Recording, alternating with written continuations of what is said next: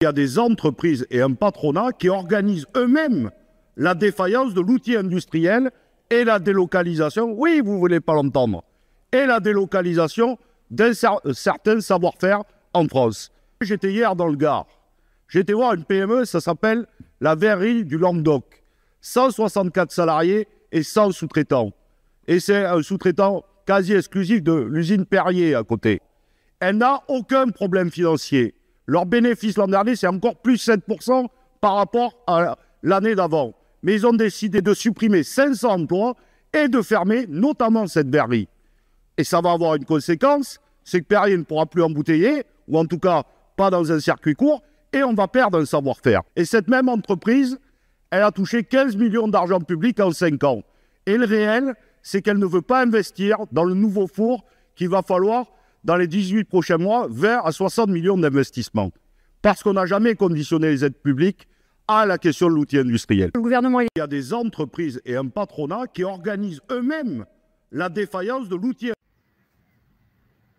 Petit rajout, j'ai oublié de dire ceci. Ça, c'est les chiffres officiels de nombre de personnes en France qui touchent le RSA. Comme vous le voyez ici, c'est en 2014 et là, on est en 2021. La courbe bleue, c'est la courbe des gens qui rentrent, qui touchent le RSA.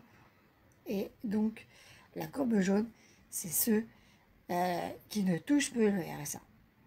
Comme vous remarquez, là, donc on est en 2024, ici, les gens qui touchent plus le RSA ont augmenté par rapport aux gens qui touchent le RSA. C'est-à-dire qu'il y a plus de gens actuellement qui ne touchent plus le RSA par rapport au nombre de gens qui touchent le RSA. Voilà. Bonne journée. Pensez à vous faire foutre les droits tard. Fiche officielle de la DRSE. Ça, c'est la carte officielle de la DRSE. Voilà. C'est ce que je vous ai montré tout à l'heure. Celle d'avant, c'est dérivé de la DRSE. Et ça, c'est la DCRSE. Elle est rouge. Vous pouvez la trouver sur Internet très facilement.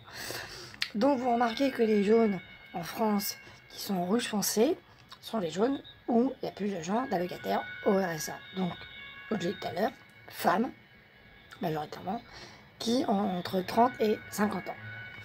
Vous remarquez aussi que c'est la région Nord et la région méditerranéenne et 77 pour ce qui est de la métropole. Vous avez remarqué, ces régions-là, ces départements-là, parce que c'est le département qui paye, sont gérés à forte proportion par les Républicains ou par des gens du Rassemblement national. Marine Le Pen était, je rappelle, présidente d'un département dans la région Nord. Voilà. Et c'est eux aussi qui ont voté la baisse du RSA. Donc le fait que maintenant les gens qui sont au RSA doivent travailler 15 heures. Voilà. C'est les Républicains et le Rassemblement national et les macronistes qui ont voté en masse. Voilà. Aux Antilles, même problème. Hein. Voilà. Voilà. Et je rappelle que l'outil industriel est encore plus dégradé aux Antilles. Puisqu'il y a plus de gens aux Antilles qui touchent, dans les dom-toms, le RSA. Pourquoi? Parce qu'on n'a pas investi dans l'outil industriel. Malgré qu'on ait créé des zones franches.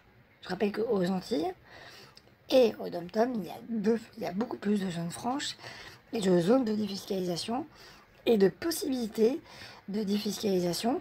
Par exemple, à une époque, Johnny Hallyday avait investi dans des hôtels aux Antilles qui lui permettaient de défiscaliser et de ne pas payer d'impôts en France. Voilà, entre autres. Voilà. C'est un exemple, hein, il y en a plein. Voilà, c'est pas le seul. Hein. Ouais, c'est pas le seul non plus. Voilà. Voilà. Sauf que cet investissement-là était mal fait et que maintenant il a dû payer des retards d'impôts. Enfin, c'est en partie le problème qu'il avait avec les impôts français. Ça venait de là. Voilà. Parce qu'il pensait qu'il allait faire de la thune, mais en fait il s'est fait un petit peu arnaquer aussi. Voilà. C'est comme ça. Donc voilà. Donc vous remarquez que c'est que des régions, départements, parce que c'est le département qui paye, qui sont dirigés et gérés soit par les républicains, soit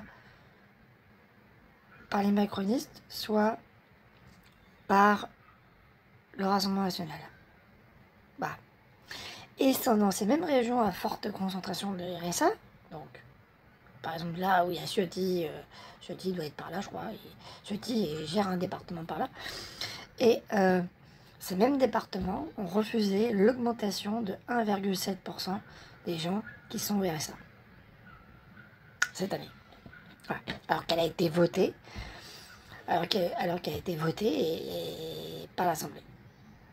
Alors qu'elle a été normalement prévue. Non, elle n'est même pas votée par l'Assemblée, elle est prévue dans le mécanisme. Je crois. Il me semble bien que c'est prévu par le mécanisme. Parce que ça suit une certaine inflation, c'est un certain calcul par rapport à une certaine inflation. Donc, forcément, il y a une augmentation qui va avec. Un peu comme le SMIC, un peu comme d'autres aides qui suivent. Et effectivement, l'inflation, comme beaucoup d'aides de la CAF, qui suivent l'inflation pour être valable. Ouais, parce que sinon, ça sert à rien. Ouais.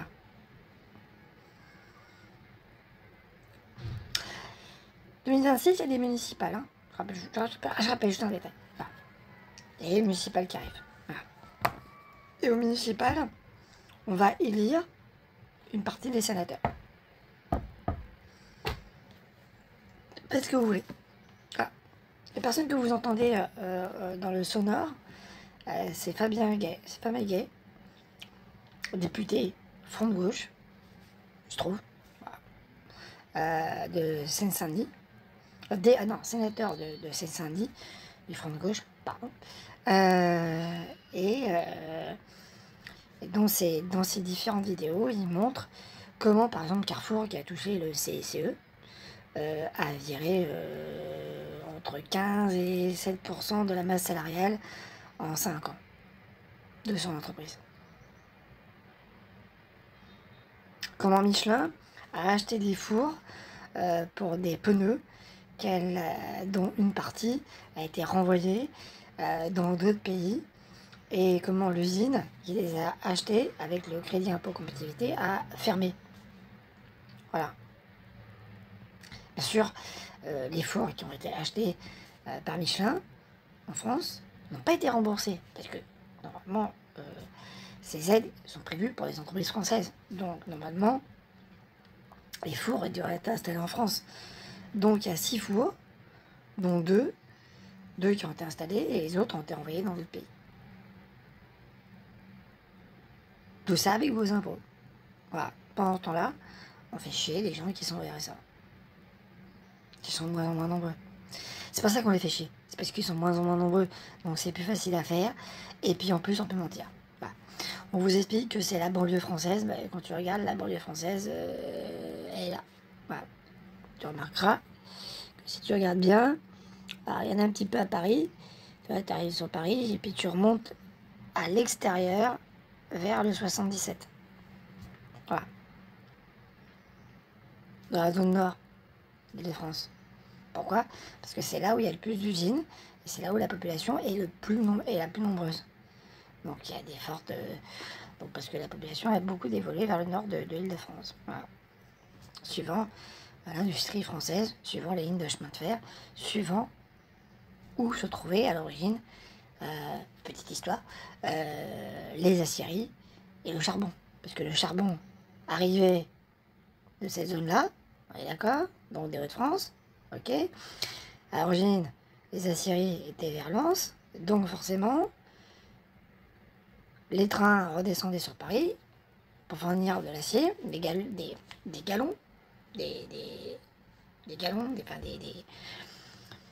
morceaux d'acier purs, et pour qu'ils soient travaillés dans les usines, et donc les usines étaient forcément au nord de Paris.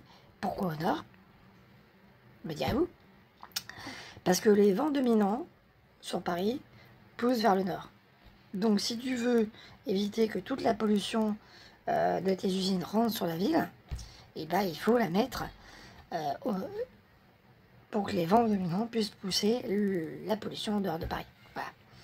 Sinon tu finis comme Whitechapel, voilà. Tu finis couvert de suie. Voilà. C'est pour ça que Whitechapel, c'était en fait une blague. Elle n'était pas blanche, elle était couverte de suie, elle était quasiment noire. Parce que toute la suie des usines tombait là. C'est pour ça que c'est un quartier pauvre de Londres. Grande idée. Voilà. Petite fait d'histoire au passage, on en profite. Ça va sinon donc moi, si j'étais vous, ah, regardez bien les régions. D'accord. Regardez bien qui est votre élu départemental. Et puis rappelez-lui à votre beau souvenir. Moi je pense qu'il va falloir faire ça. Voilà. Allez le voir, prendre rendez-vous et lui demander des explications. Pourquoi j'ai pas de travail et pourquoi je dois travailler 15 heures. Et pourquoi j'ai pas le droit à l'augmentation de 1,7%. Parce que c'est lui qui gère ça. Et donc vous avez le droit de le voir. Vous avez le droit d'être reçu par ces gens-là. Ils ont obligation. C'est un peu comme les députés, ils ont obligation de voir leurs électeurs. Voilà. Ils ont des maisons pour ça. Ils ont des locaux. Des locaux. Donc, vous pouvez prendre rendez-vous dans ces locaux et voir avec eux. Gardez-le.